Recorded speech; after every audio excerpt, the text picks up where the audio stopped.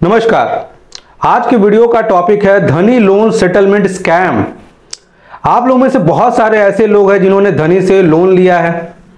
आप लोगों में से बहुत सारे ऐसे लोग हैं जो किसी न किसी एनबीएफसी कंपनी से लोन ले रखे हो। अभी मार्च चल रहा है तो आप लोगों के पास यहाँ पे सेटलमेंट का ऑफर आ रहा होगा, कॉल आ रहा होगा, धमकी भी आ रहा होगा। तो हम लोग क्या करेंगे अगर मार्च में अगर आपके पास भी धनी की तरफ से या किसी भी एनबीएफसी कंपनी की तरफ से सेटलमेंट ऑफर आ रहा है तो क्या आपको सेटलमेंट करना चाहिए, नहीं करना चाहिए? यहां पे वो लोग कैसे ऑफर करते हैं और कितना ये ऑफर कम होगा? अगर मान लीजिए आपका लोन यहां पे 1 लाख का है तो अभी आपको सेटलमेंट में वो ऑफर कर रहे होंगे कि 50,000 दे दो, आपके लोन को हम लोग सेटल कर देंगे। ये और कितना नीचे जाएंगे और कितने कम में आपका सेटलमेंट होगा, इस वीडियो को देखिएगा। हम आपको बताएंगे कि कैसे आपको सेटलमेंट करना चाहिए, सेटलमेंट नहीं करना चाहिए, सेटलमेंट करने के क्या फायदे होते हैं और सेटलमेंट करने के क्या नुकसान होते हैं। दोनों पक्षों के बारे में आपको पता होना चाहिए और पूरी तरह से डिसीजन आपका होना चाहिए, आपको किसके साथ जाना है। तो चलिए वीडियो को शुरू करते हैं। आज सुबह ही मेरे एक सब्सक्राइबर ने मुझे कमेंट किया, उनका धनी की तरफ से लोन चल रहा होगा, 35,000 का लोन है। उन्होंने सेटलमेंट के लिए 15,000 का अमाउंट ऑफर किया कि आप 15,000 का अमाउंट पे कर दो, हम आपके लोन को सेटल कर देंगे।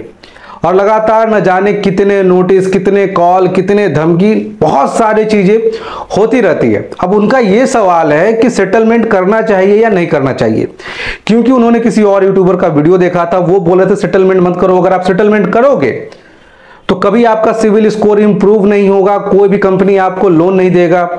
तो ये तो सही बात है कि अगर आप सेटलमेंट करोगे तो आपके सिविल में सेटलमेंट दिखाता है, पर ये उन्होंने नहीं बताया कि आप सेटलमेंट नहीं करते हो तो इसके नुकसान क्या है। देखिए, हम लोग जब भी किसी से भी पैसे लेते हैं तो उसको देना हमारा फर्ज है। मान लीजिए किसी भी कारणवश हम पैसे नहीं दे पाते हैं, हमारे पास छोटा सा अमाउंट होता है, जब हम उसे उसी में समझा लेते हैं कि हमारे पास इतने पैसे हैं, आप रख लो, अगर वो मान जाता है तो इसी को सेटलमेंट कहते हैं। जो साधारण बोलचाल की भाषा में लोग सेटलमेंट को समझना चाहते हैं।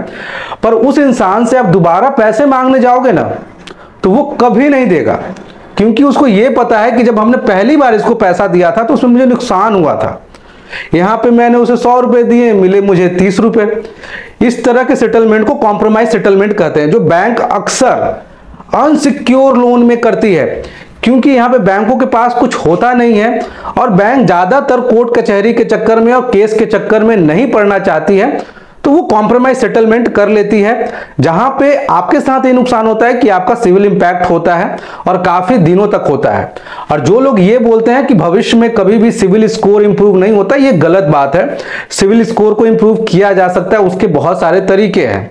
देखिए, सिविल स्कोर इंप्रूव कब होता है? मान लीजिए आपने एक लोन लिया, मैं आपको एक एग्जांपल के तौर पर बताता हूं। कोरोना के बाद लाखों लोग हैं जिनका लोन सेटल करवाया गया, उनके पास इतने पैसे ही नहीं थे, पेनल्टीज इतना ज्यादा थी, क्योंकि सेटलमेंट का रूल बोलता है कि अगर 1 रुपया भी माफ हुआ तो वो सेटलमेंट ही है। तो कोरोना के बाद ऐसे लाखों लोग हैं जिनका लोन सेटल है, तो क्या उनको भविष्य में लोन नहीं मिलेगा? भविष्य में भी लोन मिलेगा, क्योंकि लोन कंपनी का बिजनेस आपसे ही चल रहा है। अगर पैसे देगी नहीं तो पैसे कमाएगी कैसे? समझिए, थोड़ा सा समझने वाली बात है। तो जो ये लोग बोलते हैं कि बाद में लोन नहीं मिलेगा, ऐसी कोई बात नहीं। मैं पर्सनली बताता हूं, कोरोना टाइम में मेरे भी लोन थे जिसमें मैंने सेटलमेंट करवाया था और उसके बाद भी मुझे लोन मिला है। क्योंकि कोरोना के टाइम में सेटलमेंट क्या है कि एक ऐसी स्थिति है जब आप पूरे पैसे नहीं दे पाते, पर इसका मतलब ये कभी नहीं है कि आपका सिविल स्कोर भी इंप्रूव नहीं होगा और आपको पैसे भी नहीं मिलेंगे। दोनों चीज होता है। सिविल स्कोर इंप्रूव करना है तो हमें क्या करना चाहिए? देखिए, बहुत सारे सिक्योर लोन प्रोवाइड किए जाते हैं, गोल्ड लोन भी प्रोवाइड किए जाते हैं। जब आप लोन को पे कर दोगे तो सिविल स्कोर इंप्रूव तो होगा ना। ये छोटी सी चीज थी, आपको समझाने के लिए मैं बोल रहा था। अब अगर मान लीजिए आप सेटलमेंट नहीं करते हो, आप पैसे ही नहीं दे रहे हो, आपने लोन लिया पर आप पैसे अब देना नहीं चाहते, बैंक वाले आपको नोटिस भेज रहे हैं, सब कुछ कर रहे हैं, आप पैसे दे नहीं रहे हो, तो बैंक वाले या तो आपको लोक अदालत लेके जाएंगे या तो आप पे 420 के तहत, क्योंकि आप विलफुल डिफॉल्टर हो, ये केस होता है। समझिए, लोग ये तो बोल देते हैं पैसे मत दो कुछ नहीं होगा, पर ये कहां बोलते हैं कि पैसे नहीं दोगे तो क्या क्या होगा। देखिए, एक डिफॉल्टर वो होता है जो मजबूरनवश पैसे नहीं दे पाता, दूसरा डिफॉल्टर वो होता है जो जानबूझकर पैसे नहीं दे पाता। यहां पे जो भी यूट्यूबर्स बताते हैं कि नहीं है, कि आज के डेट पे आपको कोई इनकम सोर्स है कि नहीं, पैन कार्ड से तो मोदी जी ने सबका आधार लिंक करवा दिया है, पैन कार्ड से सब कुछ लिंक है, कैसे छुपाओगे कि आपके पास पैसे नहीं आ रहे? बैंक तो सेटलमेंट कर नहीं रहा। आरबीआई का गाइडलाइन भी है कि पहले जाके फिजिकल वेरिफिकेशन करके आओ कि वो आदमी झूठ बोल रहा है कि सच में उसको सेटलमेंट का जरूरत है। तो यहां पे आप पे सीधे जो चार्ज लगेगा बिल्कुल डिफॉल्टर के साथ 420 का केस होगा। और 420 के केस में मैं आपको क्लियर बता दूं कि यहां पे 2 साल का सजा और 200% पेनल्टीज का प्रावधान है। तो इसीलिए जब भी कोई भी बैंक, एनबीएफसी कंपनी अगर आपको बोल रहा है, अगर आपके पास पैसे, देखिए नहीं है पैसे, उसके लिए तो कोई उपाय नहीं है, पर अगर है पैसे, अगर आप ये सोच रहे हो कुछ होगा नहीं, तो मैं उनके लिए बोल रहा हूं, अगर आपके पास पैसे हैं तो आप यहां पे बहुत ही साधारण से, अगर कोई भी कॉम्प्रोमाइज सेटलमेंट कर रहा है, आपको मैक्सिमम अमाउंट ऑफ डिस्काउंट दे रहा है, तो आपको सेटलमेंट कर लेना चाहिए, क्योंकि इसमें आप ही का फायदा। आप सोच के देखो, कैलकुलेशन देखो, अगर 50,000 के लोन को 25,000 में सेटलमेंट कर रहा है, कौन करता है? और पैसे आपके पास है नहीं, सिविल स्कोर आपका ऐसे भी डूबेगा।